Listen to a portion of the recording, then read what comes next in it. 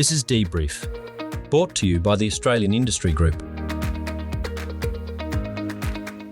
Welcome to DBrief, the podcast that explains industry to policymakers and policy to industry. My name is Louise McGrath, Head of Industry Development and Policy at the Australian Industry Group, and I'm joined today by my colleagues Tim Piper and Estha van der Linden, who are heads of Victoria and South Australia respectively. Hi Tim and Estha. Hello.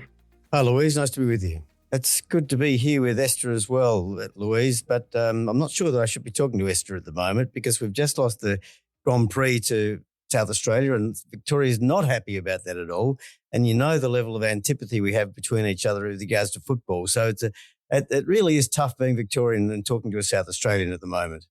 Well, I think it's just a quid pro quo because, you know, when you say we've taken the Grand Prix, it's actually the MotoGP. You get to keep your car F1 GP that you stole from us. So I think it comes out even in the wash, doesn't it? We'll live with that. This podcast is primarily focused on the national conversation, but the real strength of the Australian Industry Group is that while we are national, we also have state heads who are deeply engaged with members on the ground and advocate for their interests in their local jurisdictions. Victoria and South Australia are both facing elections this year. We thought it'd be useful for everyone to get their perspectives on what we want to see from local politicians. Now, Tim and Estha, let's say you both get one sentence for a campaign billboard, not for the party, but for industry. What's the sentence you want every candidate to memorise? Tim, we'll start with you. Thanks, Louise. Well, what we've been finding is that Victoria is heavily in debt and my members are very concerned that companies and the state is heavily in debt and what that might mean for them into the future. So I think if you were to say something to the politicians that was just on a billboard, spend money like it's your own. In other words, don't overcommit. Don't spend too much money because we've got to repay it somehow or other. Yeah, that sounds good. Estha, how about you? I think for industry here in South Australia, or really nationally, stability and predictability is one of the key things that drives industry going forward into the future, because without those things, people don't want to invest. And so I think, you know, my billboard would say something along the lines of stability, affordability and predictability is all you need to grow jobs and investment. Everything else is just noise. Don't chase the bright, shiny objects. Just stick to the basics. Fantastic. And so, yes, keeping on track and as you say, giving everyone that predictability. Now, Tim, in your pre-election statement, and just a reminder, we will put these statements in our show notes, you outline the nervousness that a lot of Victorian businesses have about new taxes, levies and imposts. What would a credible no surprises pledge actually look like? Louise, we decided to put out our election statement many months before the election because this is probably one of the most important elections that we've had for quite some time. The state government has got a significant majority, and if the opposition is to have any chance of getting into government, it's going to need to pick up 16 seats. So that's a really important issue for us to give both parties the opportunity to be listening to us, to be understanding what it is that industry is after. And one of the issues that we put in, is probably the most important one, is about stability. Estha mentioned it earlier, but it's particularly important in Victoria because as we're finding things, the debt has continued to increase. That has meant that we've become the highest taxing state in the country. We've got a payroll tax that is 7.85% and seemingly increasing, and that's really significant.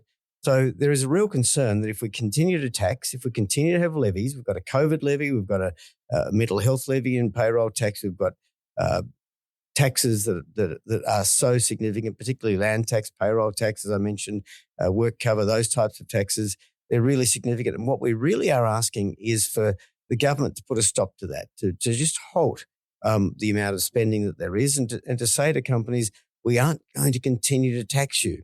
We're just get this debt stabilised, get it to a reasonable space so that we don't have to continue to increase and that companies can be encouraged to come back to Victoria or certainly to stay in the state. And Estha, allegedly, South Australia is the lowest taxing state. We always need to fact check these things, but you still list payroll tax as an issue in your submission. Explain it to me like, I'm a 15-year-old. What does a 1% payroll increase create a marginal rate shock? Yes, in South Australia, we have reasonably low payroll tax, but we've also got a fairly perverse system where if you have a payroll under 1.5 million, then you've got 1.5 million. You face a payroll tax bill of just say 2.47%. Then with between 1.5 and 1.7 million, so this really, really small bracket, as your payroll goes up, it goes up on a sliding scale. So you could have just a 1% increase within your payroll, but it actually leads to quite a large increase in your payroll tax because of this sliding scale. So what we're saying is, why do we even have this here? It's kind of a bit of a legacy thing from where the payroll tax system was adjusted over the years.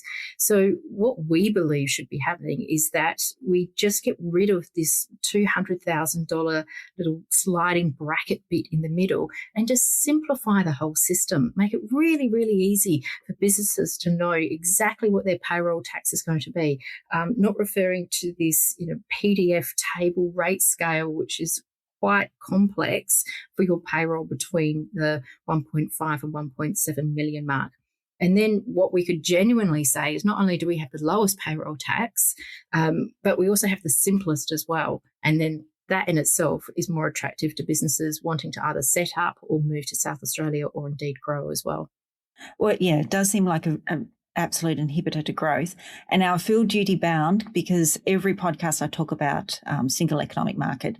We've talked in the past about wanting, national consistency in the way payroll tax is done and more simplification. But of course, within the states, there are these issues that, as you say, you need to fix before we even think about the national issue.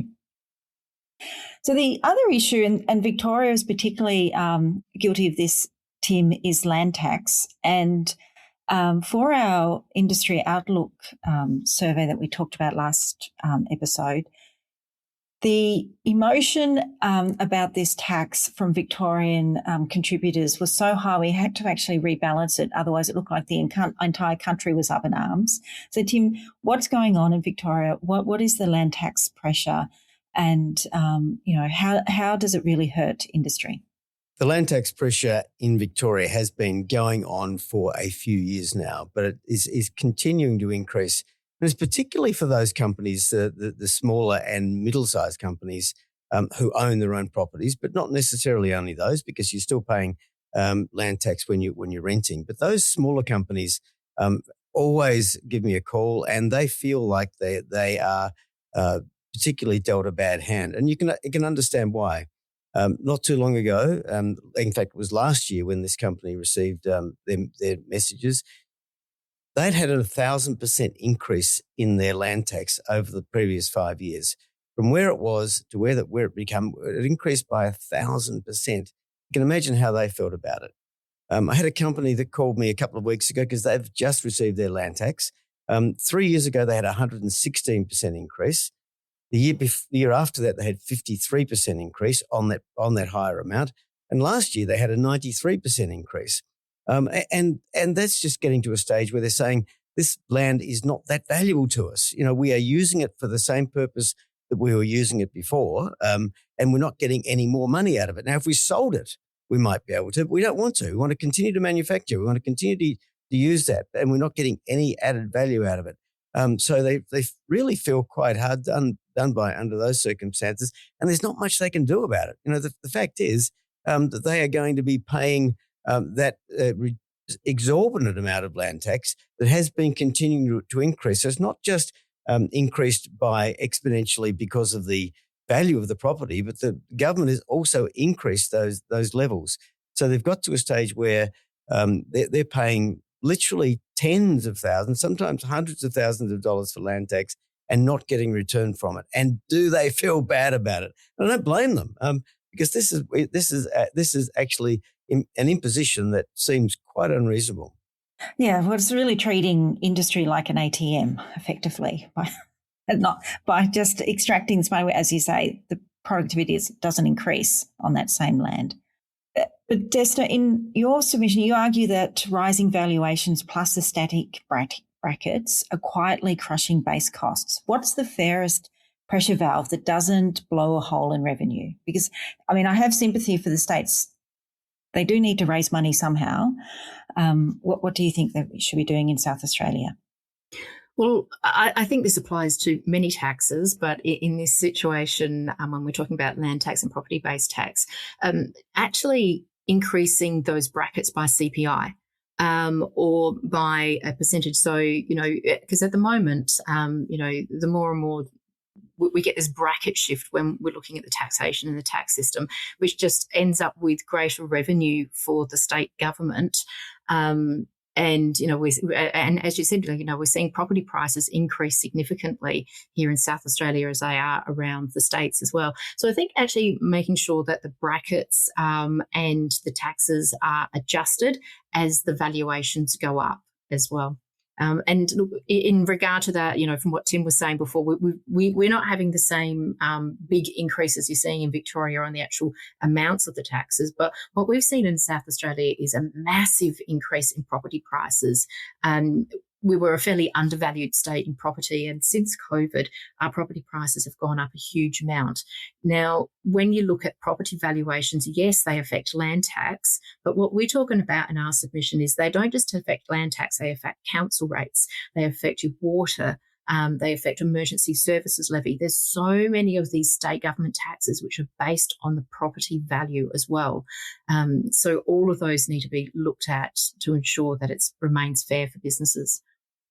And it speaks to that stacking of taxes and levies and charges that happens particularly at state level. When we talk about the 100-odd taxes that a national business would pay, a lot of them are at state level. And so it's all that inconsistency that's really having an impact on productivity. Louise, what we'd like to see in Victoria is for there to be a freeze on valuations. We recognise that it's very unlikely the government's going to reduce the land tax. I mean, they just need the money. But to put a freeze on it would actually make sense. A freeze on the valuations, because what we've had in Victoria is there's a lack of industrial land. It hasn't been enough industrial land opened up. So, of course, the property prices have continued to increase, not giving any added value to the business, but the property's increased in value.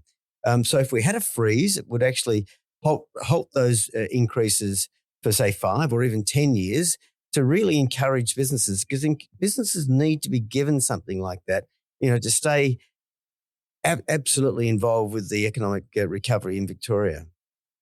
And Tim, you mentioned earlier a number of the levies that are placed on businesses, particularly the mental health levy. Let's think about WorkSafe, because it's carrying really heavy liabilities at the moment. That wasn't really designed for, particularly around mental health injuries. We've now got this levy, plus we've got the increase in injuries and liabilities. What do you think is the better model that's fair to workers and also fairer to employers? The state government took a particularly difficult decision in 2024 when they decided to change the way that liabilities can be calculated.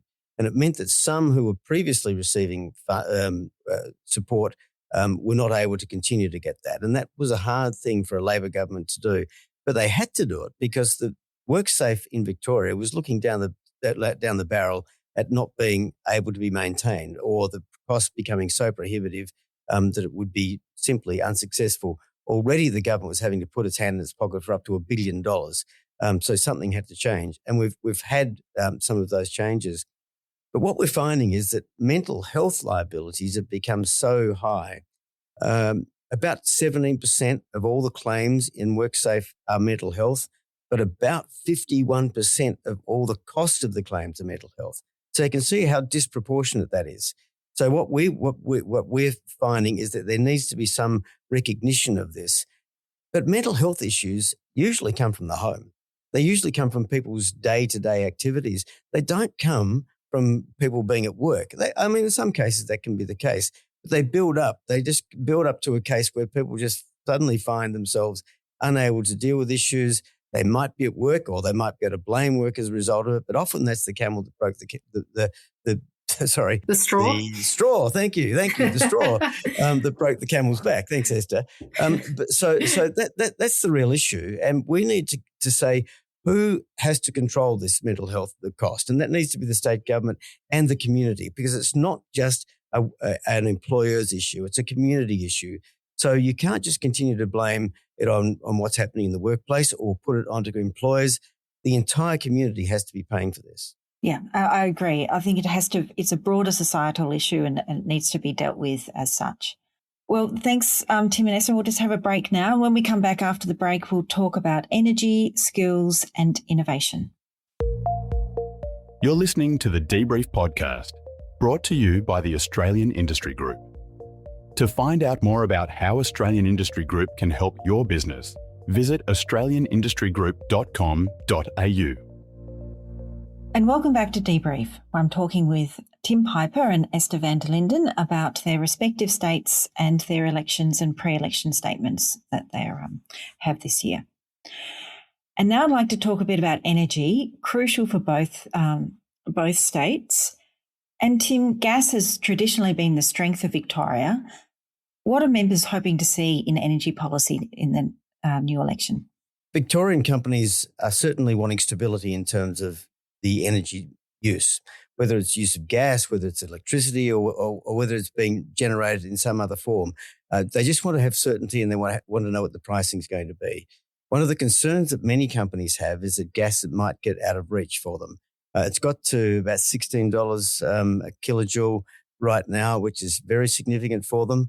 But what we want to make sure is that as gas is removed from residences, that the costs don't start to be imposed on industry, because we still have to distribute the gas and somebody's got to pay for the distribution of the gas through the gas networks. And it can't be just a few that continue to pay that.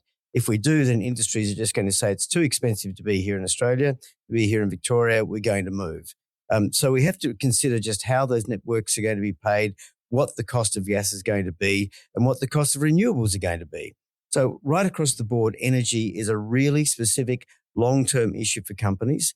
They need to know that they're going to be wanted here in Victoria. They're the ones that are providing the taxes in general. They're the ones that are providing the employment. So they need to know that the costs of whatever energy they're going to be using is kept to a reasonable level. And gas is a particular one, because some companies, whether they are particularly those in heavy industry, have no choice but to use gas. And so we need to be encouraging the state government and the federal government to be assisting in this area and maintaining a level of gas costs that is going to keep business here in Victoria. Great. Thanks, Tim.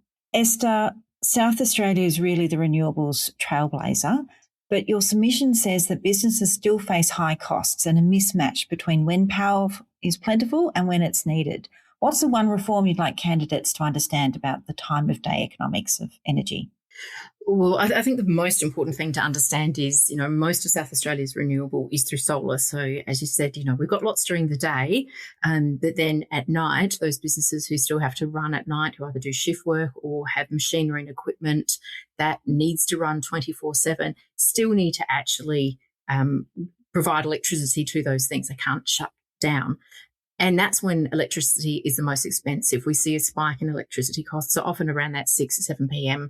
time. And so that's when businesses are charged quite a large amount for their electricity. So what we're looking for is within the electricity market is stability and the means to be able to kind of store more electricity or back up that electricity during those hours when the sun isn't shining. And that might be through batteries and thermal batteries. It might be through gas as well. As much as gas is, I guess, on the nose a little bit, it's still an important part of stabilising our grid here in South Australia. And for both of you, skills, I think keeps coming up almost every episode. Members are saying that they're crying out for skills. They want immediate skills, but also thinking about investing in the future around apprentices. Tim, you say that some factories are short by as many as 200 workers daily. What's the most misunderstood constraint? Is it wages? Is it local housing, training throughput, or the admin burden? All of the above, Louise, because the fact is that we just can't get enough skilled workers at the moment.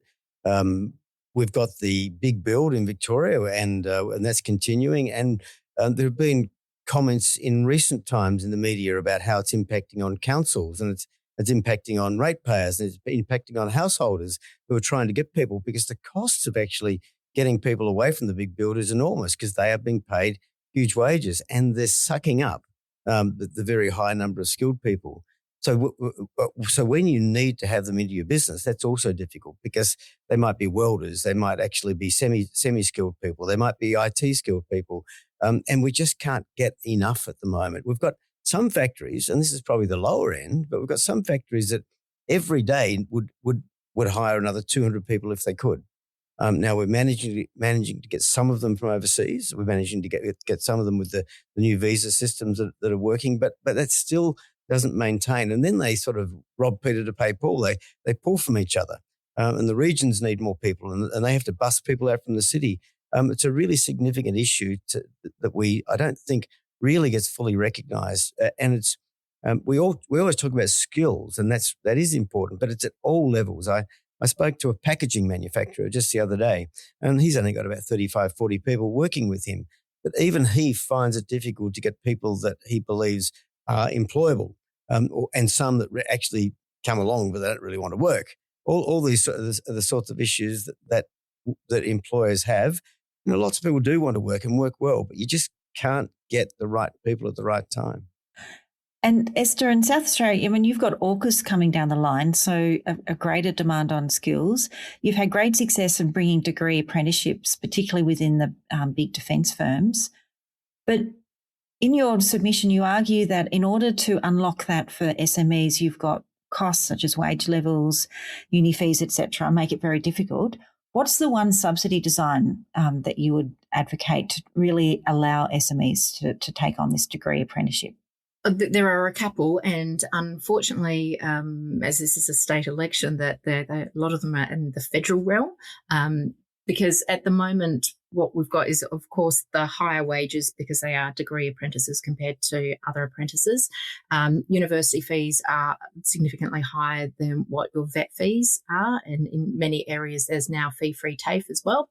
And then there's the anomaly within the system where if you're an apprentice that goes and does a vet course, so you're a carpenter and electrician, there's no FBT paid by the employer. But if you're going to a higher education, so going to university, then they actually need to pay FBT on the university wages, which just doesn't make sense. The larger firms, so the defence firms that have taken on these degree apprentices, can absorb those costs because of the size of the businesses that they are. But some of the smaller SMEs with cash flow who could definitely benefit can't absorb those costs. So there definitely needs to be movement from the federal government side. But until that happens, I'd love to see a subsidy for SMEs from the state government to encourage people to be taken on in SMEs with these degree apprenticeships. And while I think we've been a little bit, probably a bit negative so far, so let's sort of think big and of the future and think about how we can drive innovation and productivity. Again, some of this will be national issues, but Esther, in your submission, you used the phrase valley of death at technology readiness levels 5 to 8, which is, just in terms of how a company's innovation is going. Now, you do propose a national prototyping network node, which of course is part of our third submission as well. But if I'm a mid-sized manufacturer in South Australia, what problem does this solve on a Monday morning?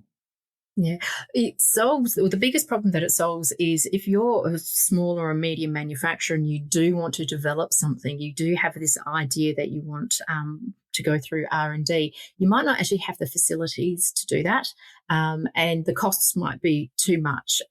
As we've talked about a lot about investment and risk, for smaller companies, that's actually more pronounced.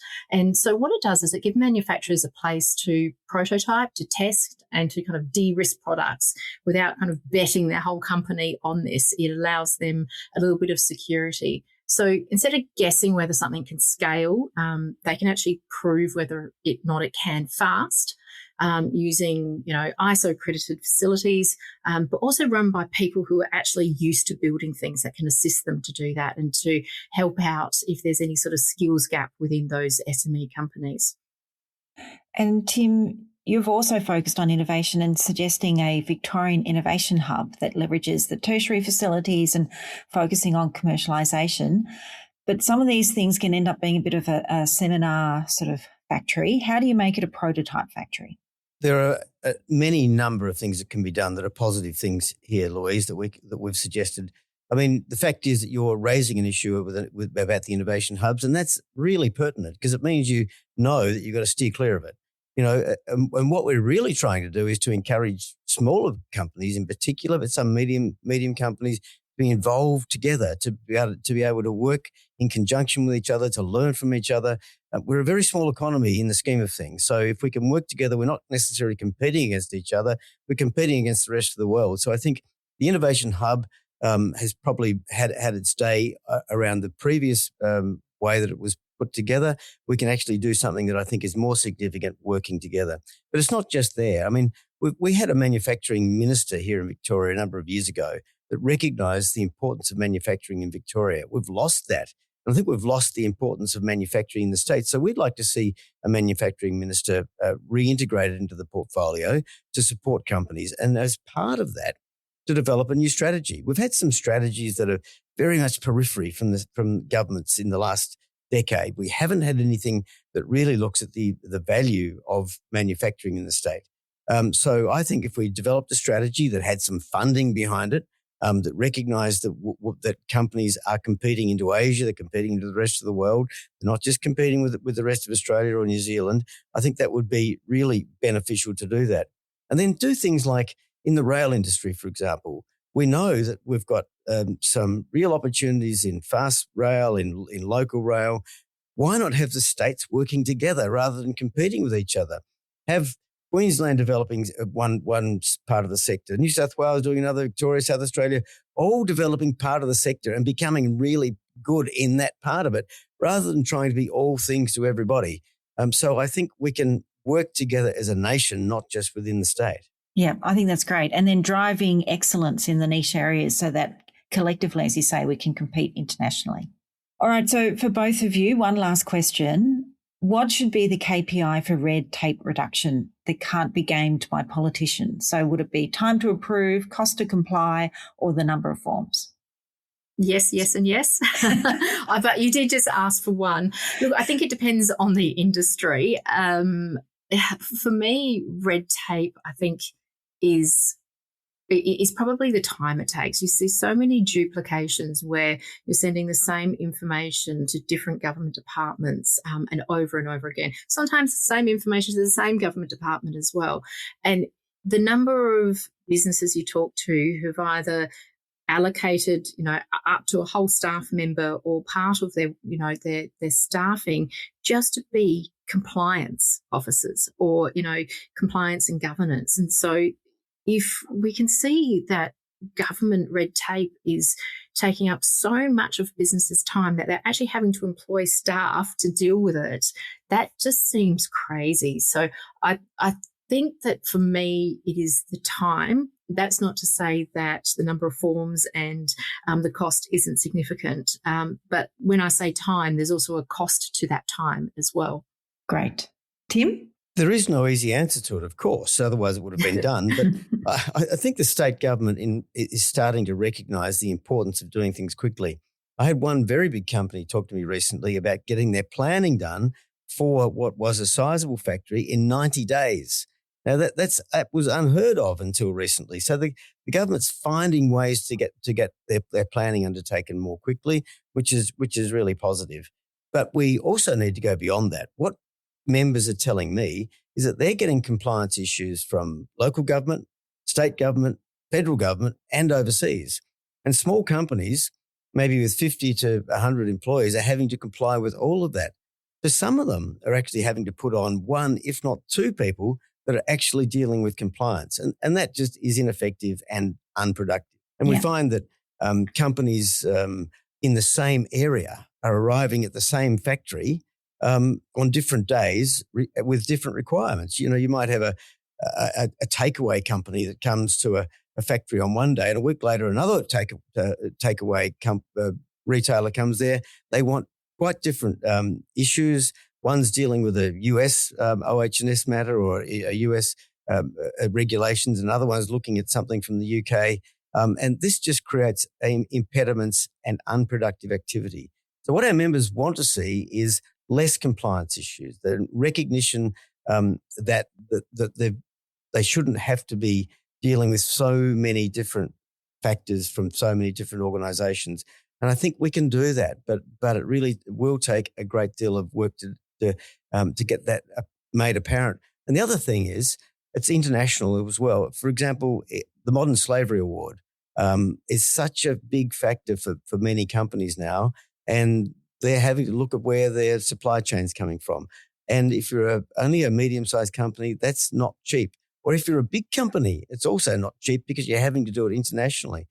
So again, there's no really easy answer. But the fact is, governments of all proportions have to understand that they're not working in a silo. Every little bit of compliance requirement that they have is going to impact in one way or another on a business.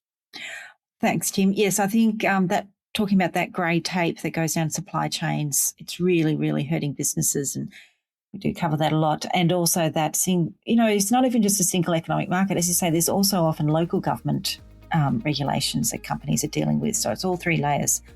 Well, thank you both. I think I hope listeners got a good understanding of the sort of competing issues that we're dealing with. But as Australian Industry Group, obviously keeping a very close eye on what's happening on the ground and making sure members' interests are first and foremost in the faces of all our politicians. Thank you for listening, and we'll be back again in 2 weeks. If you found this podcast on the website, you can subscribe on your standard podcast platforms. If you have any questions, please do email us at industry.policy@australianindustrygroup.com.au. Thank you.